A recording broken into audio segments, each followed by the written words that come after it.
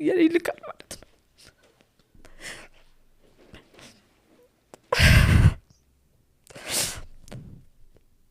እሱ ጥሎ ሄደውን ማለት ነው። የኔ አባት ሁለት የራሱ እሱ እያለ ይዤ ሄጃለሁ ልጆቹን። የሆነ ጊዜ በጣም ስራ ተበላሸብኝ ሲለኝ ይዤ ሄድኩኝ። ጋሼ ልምጣ ስለው ነይ አንቺ ልጅ እኮ የመጨረሻ ልጅ ሌላ ልጅ የለም ብሎ አንዷንም እርጉዞኛ እዛ ነው የወለድኩት። ሀያትንም እዛ ነው የወለድኩት። የእሱ እናት ጋር ሲሄድ አላስተኛ ሲሉኝ እሱ ጋር አባቴ ጋር ሄድኩኝ። እዛ ነው የወለድኳት ማለት ነው። እዛው ስወልድ ሀያትን ስወልዳት ሄለን 2 ዓመት ከምናምን ናት። እግር መንገድ አለ ሚድ ሲያቅታት ማለት ነው ሃይማኖትን የሽንት ጨርቅ ያዥልኝ በፌስታል ብዬ ሄለንን በጀርባ ያዝጌ አራሷን በእጅ ያዝጌ ቀን የሚሰማኝ ታሪክ እንዲህ ነው ያሳደግኩት። ለሰው እንኳን አልሰጧቸውም።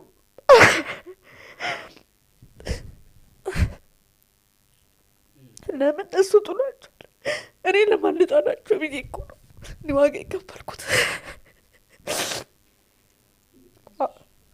አባቴ እኔ ጋር ተተሻቸው እንጂ ስለኝ አይ ጋሼ ልጅ እኮ እናት ናት ማሳደግ ያለባት ብዬ። ከየት ነበር ሲመጣ የነበረው ፓስፖርቱ ስታዩ? ሱዳን እሺ ተሰማኝ። በቃ የናር ክደት እንደገና እሱ የማላውቀው ሰው ሆነብኝ። ከፍቶት የሆነ ነገር ሆነ ስል እሱ የተሻለ ኑሮ ፈልጎ እኛን ጥሎን ሄደ። እነዚህ ልጆች ለማን ጣላቸው? እሺ እሱም ጥሏቸዋል። እኔስ እንዴት ነው?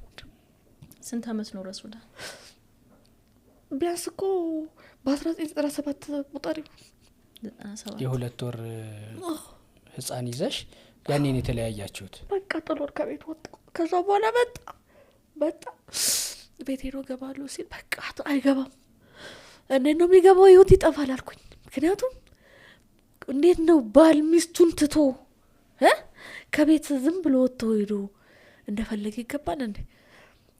ምንኛ ነው አለ። ምንም ያንም ለማናገር ፈቃደኛ አይደለም። ቤቴ ነው መግባት እችላለሁ፣ መብቴ ነው። ከዛ ልጆቹ ምን ችግር አለው ይግባ። ስራታችሁን ያዙ። እናንተ ህጻናት ማገናዘብ ባልቻላችሁበት እድሜ ላይ የከፈልኩት ነው ዋጋ እኔና እግዚአብሔር ፈጣሪ ነው የምናውቀው። በህይወቴ ላይ ጣልቃ አትግቡ። እናንተ ይግባ ስላላችሁ አይገባም፣ ይውጣ ስላላችሁ አይገባም። የሆነ ሰዓት እንደውም በ5 ሰዓት ከብሽቱ መጣ።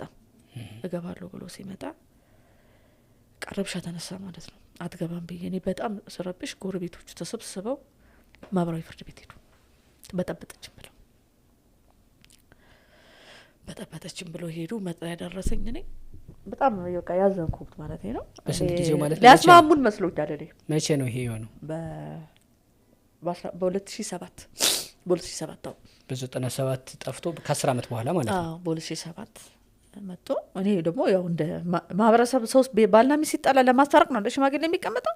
እነሱ ግሩፕ አደራጅተው 8 ሆነው አንዱ እንደውም የግቤ ልጅ ሚዜ ነው። የሚገርምክ ሳገባው ለሰርግ ሄደ ልጅ ነው። አንድም ቀን መጥቶ ማዚ ምን እንደው ለልጆች ምን ነገር እንፍጠር እኮ ያላለኝ ሰው ነው። የሚሰራው ሴቶች ህጻናት ጥቃት ላይ ቻዴት ላይ ይሰራል ማለት ነው። ግን የዛለት ሴቶቹን ግሩፕ አሰባስቦ 8 ሰው ሀያት ቁጭ ላለች ከኔ ጋር ልጅን እነሱ ሲናገሩ እንኳን የልጅቷ ላይ አይምሮ አልጠበቁም ማለት ነው። ተበጠብጠናለች። እነዚህ ጎዳና የተቀመጡ ልጆች ነው ብላ ታስገባለች ምናምን አሉ። ከዛ እንዴ እኔ ተከስሼ ነው ወይ ዳኝ ክቡር ዳኛ እኔ እኮ ሊያስታርቁኝ የመጡ ነው ይመስለኝ። እውነቴን ነው። ሴት ዳኛዋ አለቀሰች ከጎን ያለችው። እኔ እኮ ሊያስታርቁ መስሎኛል። እንደዛም ቢሆን እኮ ታረቅ ነበረ። ይቅርታ ይሁንልኛል ብዬ ወጥቼ ነበር ልጆቼን ቢል የአባትን ፍቅር አውቀዋለሁ። እኔ እሱም ባልፈልገው ልጆቼ ከአባታቸው ጋር ሲቀመጡ ያለውን ፍቅር አውቀዋለሁ። እኔ አባቴ ከጎን የሆኑ አሁን እስቲ አሁን 2 አመቱ ነው ከሞተ ማለት ነው። ያለፈው አረብ ሲሄድ የሚሰማኝ ስሜት አለ። አሁንም ወንድ ልጅ አባት ሴት ልጅ እንዲበጅ ይዞ ሲሄድ ያ ስሜት አለ። እኔም ቢጎዳኝም እነሱ ደግሞ የሚደሰቱ ይግባል ነበር ማለት ነው። ጭራሽ ለሱ ግሩፕ ነው ድሮ ባለውለታችን ነበረ ድሮ አበደራችን ነበረ ብለዋል። ያው እኔም ለማሰማማት የጠራችሁ ይመስሉኝ ነው። አንድ ቀን ጠርታችሁኝ እንኳን እንዲህ ሳትጠይቁኝ ለምንድን ነው እነዚህ ልጆች ቢመጡት እዚህ ጋር ለምን ታስገቢያቸዋለሽ ቢለው ሳትጠይቁኝ ዛሬ እዚህ ጋር ለክስ መምጣታችሁ ያሳዝናል። እሺ ይቅርታ አልኩኝ። በቃ ተስማሙ ተባለ። መጣን። ተስማማሁኝ። እየኖርኩ ነው። ግን አሁን ምን ተፈጠረ መሰለክ? ገባ እሱ? አልገባም። አይገባም አልኩኝ። አይገባም፣ በፍጹም አይገባም አልኩኝ። ማን በሰራው ቤት ማን ይገባል? እና በመሀል ደግሞ አንድ የረሳሁት ምን መሰለህ፣ የቤት ልክ ተሰርቶ ሲያልቅ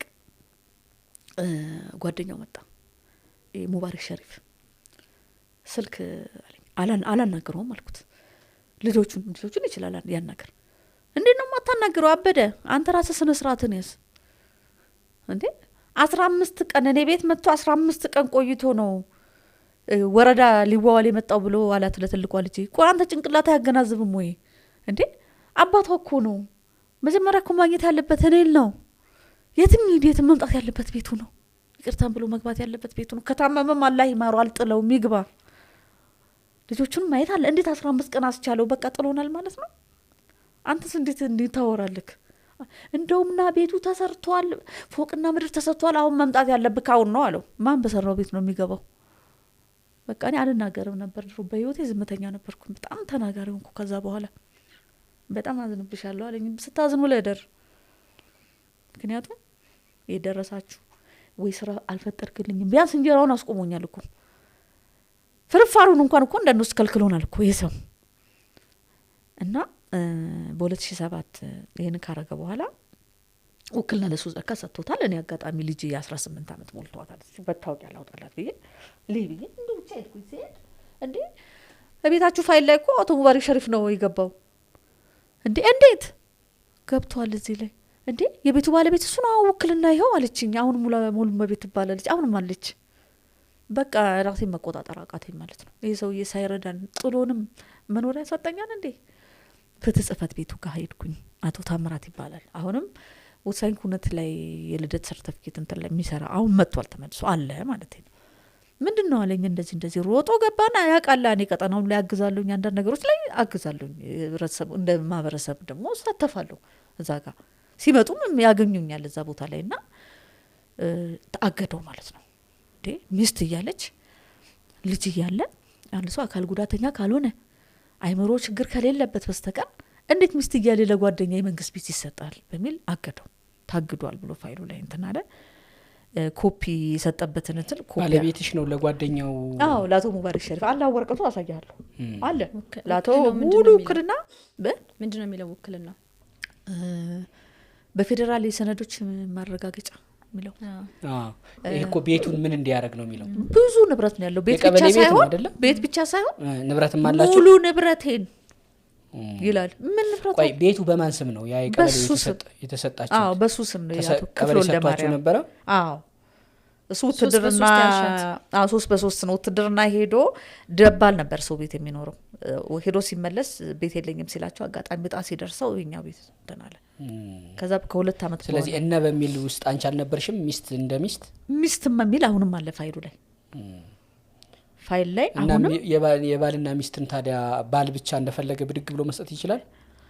አሁን ያልገባኝ ነገር ምን እንደሆነ ታውቃለህ? ይሄ ሁሉ ሂደት አሁን እኔ ከመጀመሪያ ንገሪኝ ስላላችሁኝ ነው። ምን ሆነ መሰላችሁ? እኔም በመሀል ላይ የሴት ማህበር ሰብሳቢ ሆኜ ወረዳው ላይ ስሰራ አንዳንድ ነገሮችም የህግ ነገሮች ማወቅ የጀመርኩት እንጂ በውክልና እንደሰጠ በአመቱ ሄድኩኝ። እሺ ምን ይሻላል? ይሄ ሰውዬ እንደዛ አደረገኝ ስለ አይለሽ ተፋተሽ ነኝ።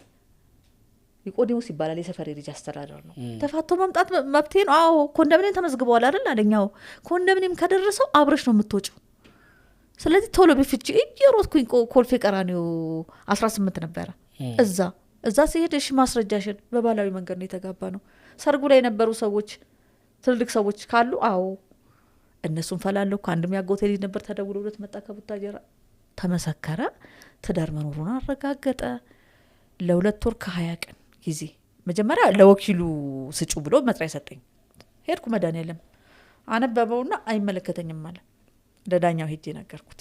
ስነግረው በሉ ሂዳችሁ አቶ ክፍለ ወልደ ማርያም ባሉበት በ2 ወር ከ20 ቀን ጊዜ ውስጥ ለቀጠሮ ቀን እንዲቀርቡ በሚል ለጥፉ ብሎ ለፍትህ ጽህፈት ቤት በፖስታ ታሽጎ መጣ ማለት ነው። ፍትህ ጽህፈት ቤት በማስታወቂያ